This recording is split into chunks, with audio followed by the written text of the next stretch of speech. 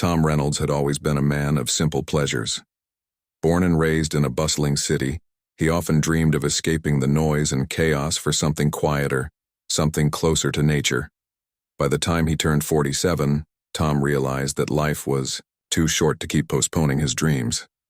So, after years of saving and planning, he finally bought himself a cozy little house by a beautiful lake. It wasn't extravagant or flashy, just a modest home nestled among tall trees with a view of shimmering water that stretched as far as the eye could see. The neighborhood itself was part of a gated community governed by a homeowners association, HOA, which Tom initially saw as a good thing. After all, the HOA promised to maintain the area's pristine appearance and ensure everyone followed certain guidelines to keep property values high. At first glance, everything seemed perfect. The streets were clean, the lawns manicured, and the residents appeared friendly enough. For someone like Tom who valued peace and order, this felt like paradise. But there was one thing about Tom that set him apart from most of his neighbors: his love for fishing. Fishing wasn't just a hobby for him, it was a passion, almost, a way of life. Every weekend, rain or shine, you could find him out on the lake aboard his custom-built fishing boat, which he affectionately called Serenity.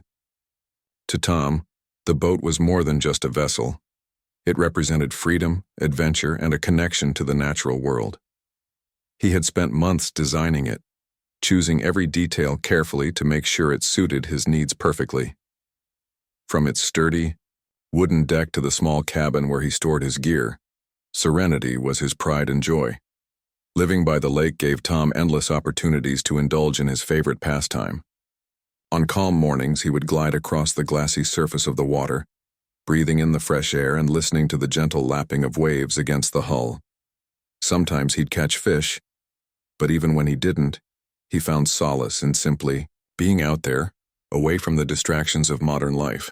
His boat became a sanctuary, a place where he could forget about work deadlines, bills, and other worries.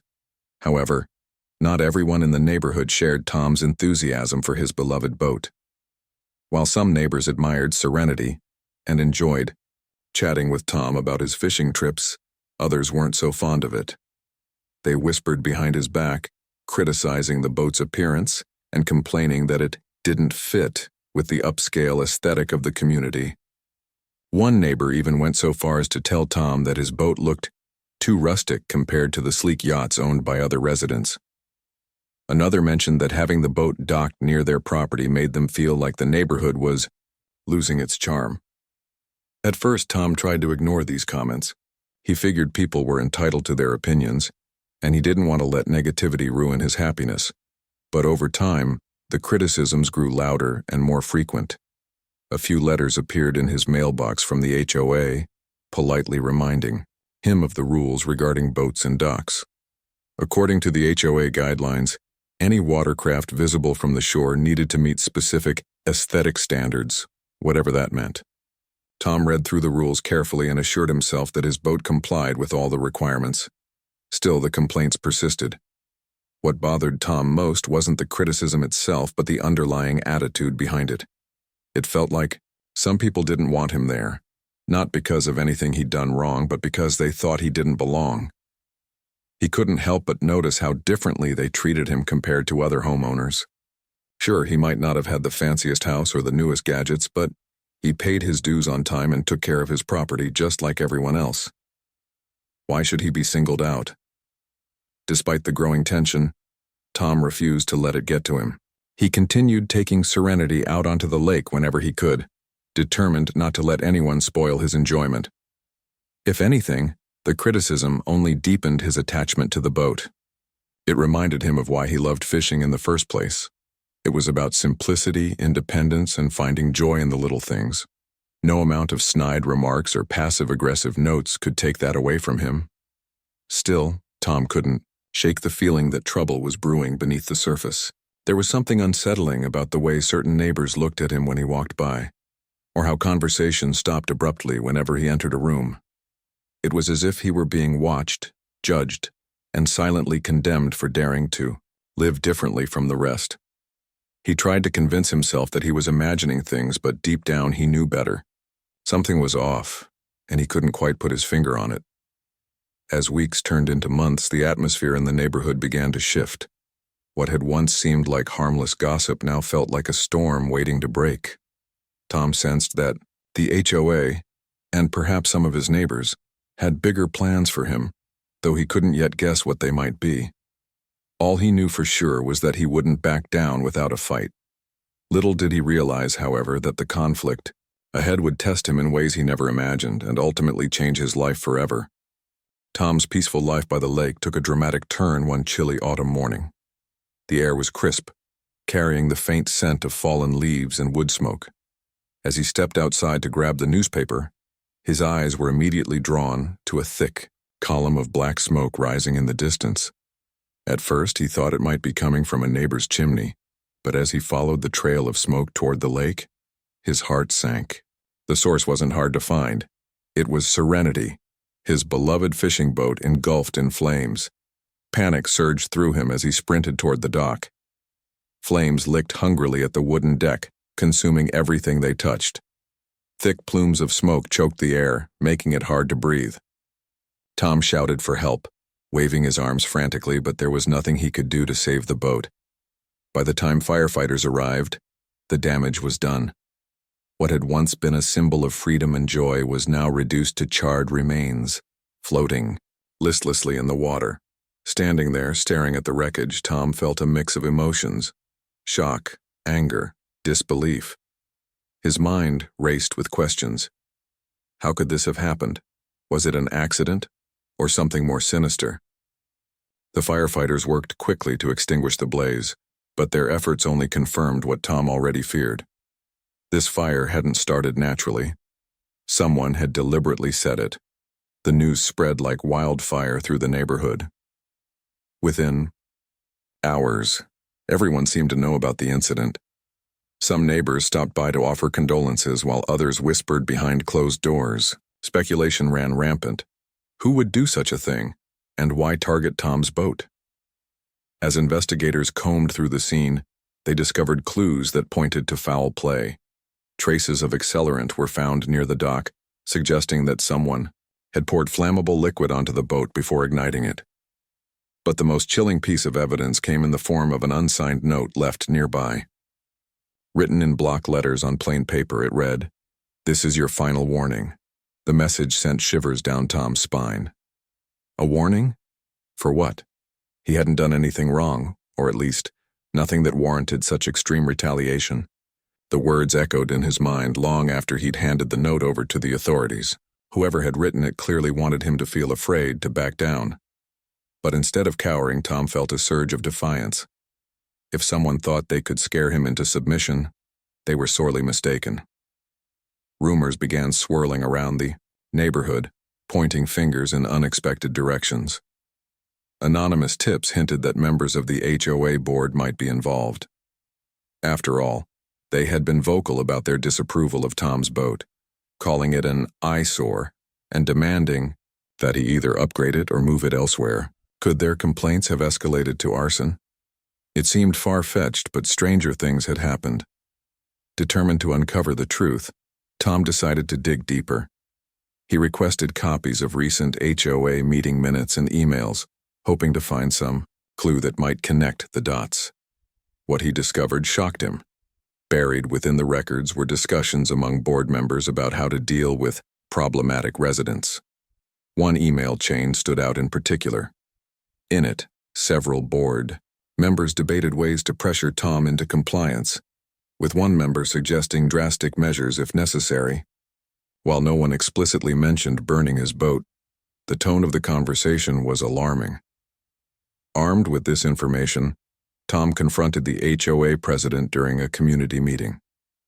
The room fell silent as he laid out his findings, accusing the board of negligence at best and complicity at worst. The president stammered, denying any involvement in the arson but unable to explain the incriminating emails. Other residents watched nervously, unsure whether to side with Tom or defend the HOA. The tension in the room was palpable, dividing the community into two camps: those who believed Tom and those who feared rocking the boat, pun intended. Despite the mounting evidence, no arrests were made immediately. The investigation dragged on, leaving Tom frustrated and restless. Every day without answers felt like another blow to his sense of justice. Yet, even in the face of uncertainty, he refused to give up. Something inside him had shifted since the fire. What had once been a quiet determination to live peacefully had transformed into a fierce resolve to fight for what was right, not just for himself, but for everyone else who had ever felt powerless against the HOA's iron grip. Tom knew the road ahead wouldn't be easy. Taking on the HOA meant challenging people who held significant power and influence in the community. It also meant risking further retaliation, not only against him but possibly against his family as well. His wife urged caution, reminding him of the potential consequences. Neighbors warned him to let sleeping dogs lie, fearing that stirring up trouble might make things worse for everyone. But Tom couldn't ignore the injustice anymore. This wasn't just about his boat. It was about standing up to bullies who thought they could get away with anything because of their position. In the weeks that followed, Tom threw himself into researching his legal options. He spent countless hours online, reading articles and watching videos about homeowners' rights and HOA regulations. He reached out to advocacy groups that specialized in helping individuals navigate disputes with homeowners associations. Slowly but surely, he began piecing together a plan. He realized that many of the HOA's actions, not just the suspected arson but also their handling of funds and enforcement of rules, might violate state laws governing nonprofit organizations and property management. With newfound knowledge and a growing sense of purpose, Tom decided to take the next step. He hired a lawyer recommended by a friend, someone experienced in real estate law and familiar with HOA-related cases. During their initial consultation, the attorney listened intently as Tom recounted the events leading up to the fire. When Tom presented the evidence he'd gathered, the emails, the meeting minutes, the anonymous note, the lawyer nodded thoughtfully. "This isn't just about your boat anymore," the attorney said. "If what you're telling me is true, then we're looking at systemic issues here: fraud, harassment, abuse of power. It's all on the table." Those words gave Tom hope. For the first time since the fire, he allowed himself to imagine a future where justice prevailed. Maybe he couldn't bring serenity back, but he could ensure that no one else suffered the same fate. With his lawyer's guidance, Tom prepared to file a lawsuit against the HOA, accusing them of arson, fraud, and harassment. It was a bold move, one that would put him squarely in the spotlight and test his courage in ways he never anticipated. As word of the impending lawsuit spread, the neighborhood buzzed with anticipation. Some residents cheered Tom on, grateful that someone finally had the guts to challenge the HOA's authority. Others distanced themselves, worried about becoming collateral damage in the fight. Tensions ran high, turning what had once been a peaceful lakeside community into a battleground of egos and ideologies. Through it all, Tom remained steadfast. He knew the journey ahead would be long and difficult, but he also knew he couldn't turn back now. The fire had taken so much from him, but it had also ignited a spark within, a determination to fight for fairness, accountability, and the right to live without fear. Whatever happened next, Tom vowed to see it through to the end. Tom's decision to fight back against the HOA wasn't made lightly. It was a leap into uncharted territory, one that required courage, patience, and an unwavering belief in doing what was right. With the help of his lawyer, he began laying the groundwork for a legal battle that would not only seek justice for himself, but also expose the deep-rooted corruption within the association. But before they could take on the HOA in court, Tom needed solid evidence, proof that would leave no room for doubt about who was truly behind the fire and the years of oppressive behavior. To gather this evidence, Tom hired a private investigator recommended by his attorney. The investigator, a seasoned professional named Sarah, had a reputation for uncovering hidden truths in even the most complex cases. From the moment she stepped into Tom's life, it was clear she meant business. She listened carefully as Tom recounted everything that had happened: the fire, the unsigned note, the suspicious emails, and assured him that she would leave no stone unturned. Sarah started by diving headfirst into the HOA's financial records. These documents were public information, available to any homeowner upon request, but few people ever bothered to look at them closely. Sarah, however, knew exactly what to search for. As she sifted through bank statements, invoices, and expense reports, patterns began to emerge, patterns that painted a troubling picture. It turned out that several HOA board members had been using association funds for personal gain. Luxury vacations disguised as board retreats, unauthorized home renovations billed as community improvements, and even cash withdrawals labeled vaguely as miscellaneous expenses were all part of the scheme. But the corruption didn't stop there. Sarah uncovered a series of bribes paid to certain residents in exchange for their silence or support during contentious votes. One particularly damning email chain revealed how the HOA president had offered to waive fines for a neighbor in return for backing a controversial proposal to increase monthly dues.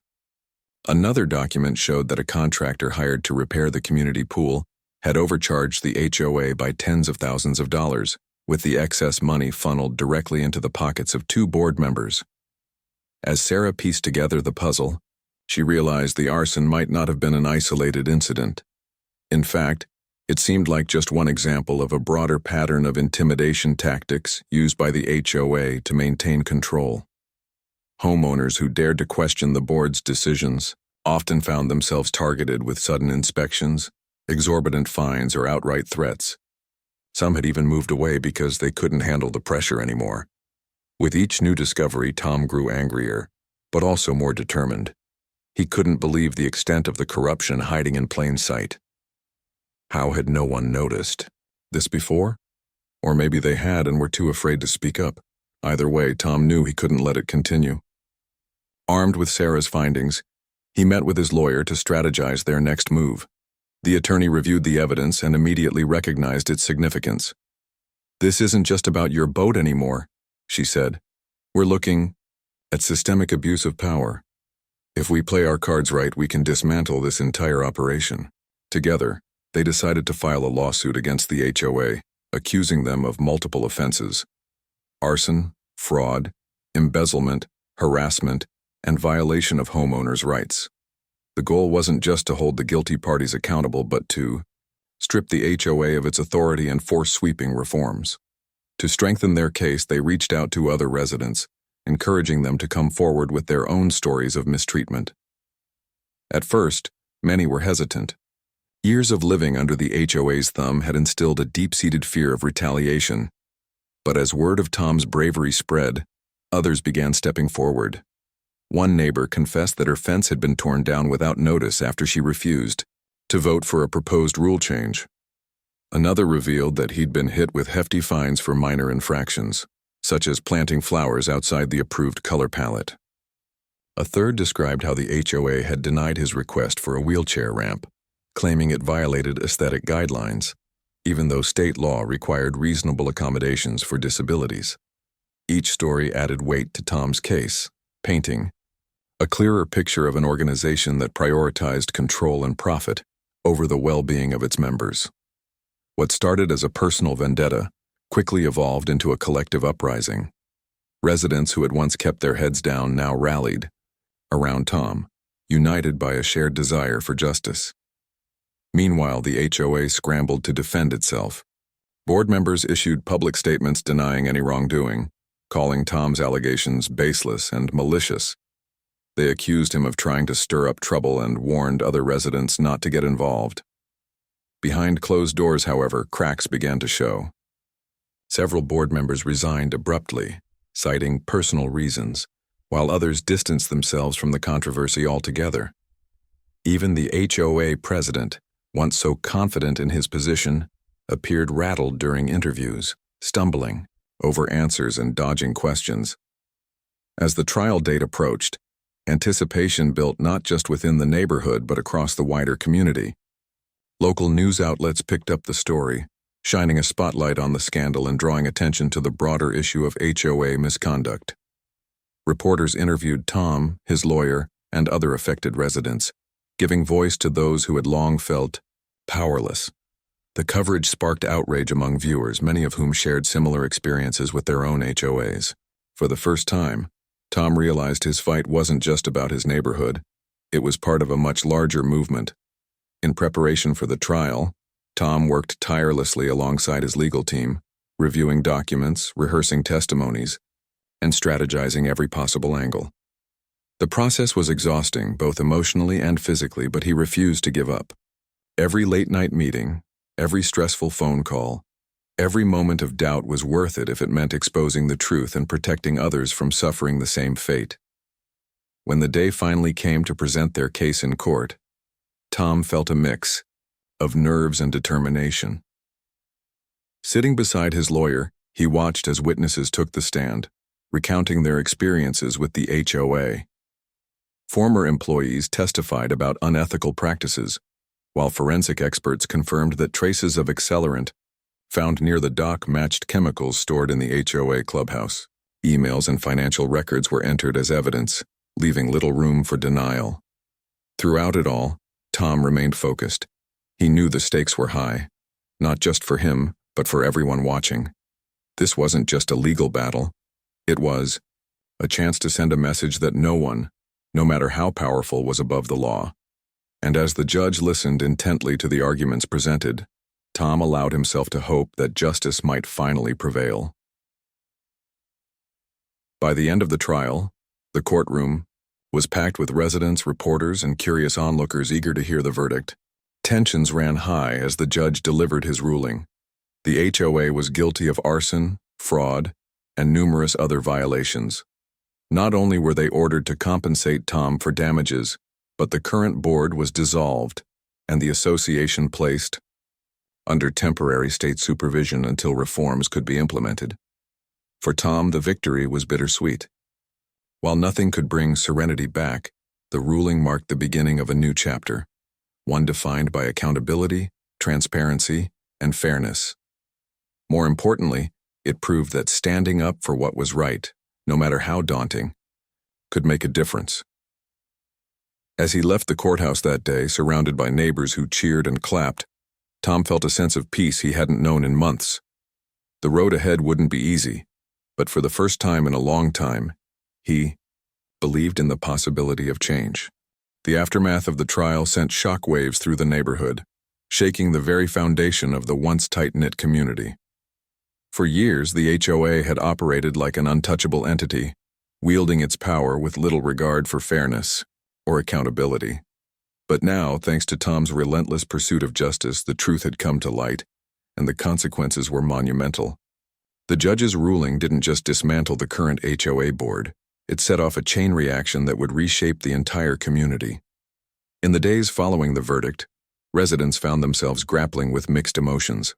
Some felt vindicated, thrilled that someone had finally stood up to the oppressive regime. Others were angry, not at Tom but at themselves for staying silent for so long. Many admitted they'd suspected wrongdoing all along but had been too afraid to speak out. Now, with the HOA stripped of its authority, those same people began coming forward in droves, eager to share their stories and help rebuild the neighborhood into something better. Tom quickly became the unofficial leader of this grassroots movement. People looked to him not just as the man who had taken on the HOA, but as someone who embodied resilience and integrity. He was invited to attend informal meetings where neighbors discussed ways to heal the rifts caused by years of mistrust and fear. These gatherings, held in living rooms and backyards, marked a turning point for the community. Gone were the days of guarded conversations and superficial pleasantries. Instead, residents opened up about their frustrations, fears, and hopes for the future. One of the first priorities was electing a new HOA board, this time one committed to transparency and collaboration rather than control. Tom played a key role in organizing the election process, ensuring it was fair and inclusive. Candidates were required to submit detailed plans outlining how they intended to serve the community, and town hall-style debates allowed residents to ask tough questions. The atmosphere during these events was electric, filled with passionate discussions and genuine engagement. It was a stark contrast to the secretive, authoritarian style of the previous board. When the votes were tallied, the results spoke volumes about the community's desire for change. The newly elected board consisted of individuals who reflected the diversity and values of the neighborhood. Among them were working parents, retirees, young professionals, and even a few former critics of Tom's lawsuit, all united by a shared vision of creating a more harmonious environment. Their first order of business? Implementing sweeping reforms to prevent history from repeating itself. Under the guidance of state-appointed supervisors, the new board introduced stricter oversight measures to ensure funds were used appropriately.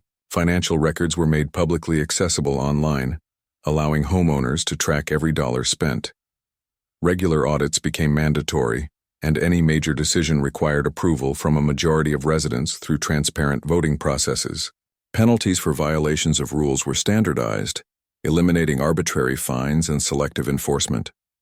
Perhaps most importantly, channels were established for residents to voice concerns without fear of retaliation, a policy Tom insisted on personally. These changes didn't happen overnight, but the progress was undeniable. Slowly but surely, trust began to rebuild. Neighbors who had once avoided each other started reconnecting over coffee or casual chats at the mailbox. Community events, which had dwindled under the old HOA's leadership, made a triumphant return. Picnics, holiday parties, and volunteer cleanup days brought people together in ways that hadn't happened in years. Even small gestures like sharing homemade treats or offering to mow someone's lawn while they were out of town helped mend fractured relationships. For Tom, seeing this transformation unfold was incredibly rewarding. While he had initially sought justice for himself, he soon realized his actions had sparked something far greater, a collective awakening. Residents weren't just content to let things return to normal. They wanted to create a better version of normal. One, rooted in mutual respect and cooperation. And though Tom never sought recognition, his contributions didn't go unnoticed. Neighbors often thanked him for inspiring them to take a stand, reminding him that his courage had paved the way for lasting change. But Tom's journey wasn't without challenges. As the face of the rebellion against the HOA, he remained a polarizing figure in some circles. A handful of residents still resented him for exposing the corruption, claiming he had caused unnecessary drama. Others feared that rocking the boat, again, pun intended, might attract unwanted attention from outside authorities. Despite these lingering tensions, Tom refused to let negativity derail the progress being made. Instead, he focused on fostering unity, encouraging open dialogue, and leading by example. One of the most significant moments came when Tom decided to rebuild serenity. After months of deliberation, he realized that restoring his boat symbolized more than just moving on from the fire. It represented resilience, renewal, and hope. With the support of friends and neighbors, he designed a new version of serenity, incorporating lessons learned from the ordeal. This time, he opted for fire-resistant materials and added safety features to protect against future threats. When pastries the boat finally launched, it became a source of pride not just for Tom but for the entire community. To celebrate the occasion, the neighborhood threw a lakeside gathering. Dozens of residents turned out, bringing food, music, and laughter. Children played near the water's edge while adults mingled, sharing stories and dreams for the future. At the center of it all was Tom, standing proudly beside his rebuilt boat. Someone handed him a microphone, inviting him to say a few words. Pausing for a moment, Tom looked around at the smiling faces and felt a surge of gratitude. "This has been a long road," he began, his voice steady but filled with emotion. "And I won't lie, it hasn't been easy. There were times when I doubted myself, when the weight of everything felt overwhelming. But what kept me going was knowing I wasn't alone. Each of you has played a part in making this community stronger, kinder, and more united than ever before." He paused, letting his words sink in. "We've shown that when we stand together, we can overcome anything. Let this be a reminder that no matter how big the challenge, we have the power to create change, not just here, but anywhere. So let's keep building, keep supporting each other, and keep believing in the possibility of a brighter tomorrow." The crowd erupted in applause, cheering loudly as Tom raised a glass in a toast. It was a moment of pure triumph, one that encapsulated everything the neighborhood had fought for: The scars of the past hadn't disappeared entirely, but they had begun to heal, replaced by a renewed sense of purpose and belonging. As the sun dipped below the horizon, casting golden ripples across the lake, Tom climbed aboard Serenity for its maiden voyage. The gentle hum of the engine blended with the sounds of laughter and conversation drifting from the shore. For the first time in what felt like forever, he felt truly at peace. His fight against the HOA had cost him dearly, but it had also given him something invaluable, a deeper connection to his community and a renewed appreciation for the simple joys in life. And so, with the wind in his hair and the promise of a fresh start ahead, Tom sailed off into the sunset, ready to embrace whatever adventures lay beyond the horizon. As weeks turned into months, the neighborhood began to transform in ways no one could have predicted. The oppressive shadow cast by the old HOA had lifted, replaced by a spirit of collaboration and mutual respect. What was once a community divided by fear and mistrust became a place where people genuinely cared for one another. Residents who had once kept their distance now greeted each other warmly, sharing stories, laughter, and even meals. It was as if the entire neighborhood had taken a collective breath of fresh air, finally free from the suffocating grip of corruption. Tom's role in this transformation earned him a special place in the hearts of his neighbors. Though he never sought recognition, it was impossible to ignore the impact he'd made. His courage to stand up against injustice had inspired others to do the same, not just within the community, but beyond it. Local news outlets continued covering the story, highlighting how one man's determination had sparked a movement for accountability and fairness. People from neighboring towns reached out, asking for advice on dealing with their own problematic HOAs. Tom found himself thrust into an unexpected leadership role, offering guidance and encouragement to those facing similar struggles. Despite the newfound attention, Tom remained grounded. He didn't see himself as a hero. Rather, he viewed his actions as something anyone would have done if given the chance. "I'm just a regular guy who loves fishing and wanted to live peacefully," he often said when asked about his journey. "If I can inspire others to speak up when something isn't right, then that's all the reward I need." The rebuilt Serenity became a symbol of hope and resilience, not just for Tom, but for the entire neighborhood. Every time he took the boat out onto the lake, it served as a reminder of how far they'd come. Neighbors would wave from the shore or dock, cheering him on as he glided across the water. Some even joined him for fishing trips, eager to share in the joy that had once been his alone. These outings fostered camaraderie, bringing people together in ways that transcended age, background, or lifestyle. One particularly memorable day, Tom organized a community-wide fishing competition. The event drew participants of all skill levels, from seasoned anglers to kids holding fishing rods for the first time. Prizes were awarded not just for the biggest catch, but also for creativity, teamwork, and perseverance. Laughter echoed across the lake as families bonded over shared experiences, creating memories that would last a lifetime. At the end of the day, Tom stood before the crowd, holding up a hand-carved trophy shaped like a fish. "This isn't just about winning," he said with a smile. "It's about coming together, supporting each other, and finding joy in the little things." The success of the fishing competition inspired more initiatives aimed at strengthening community ties. A gardening club sprang up, encouraging residents to beautify their yards while swapping tips and seeds. A book exchange program allowed neighbors to share their favorite reads, sparking lively discussions during monthly meetups. Even the annual Holiday Lights contest, once dominated by fierce competition, evolved into a collaborative effort, with residents helping each other string lights and decorate homes. These small acts of kindness wove the fabric of the community tighter than ever before.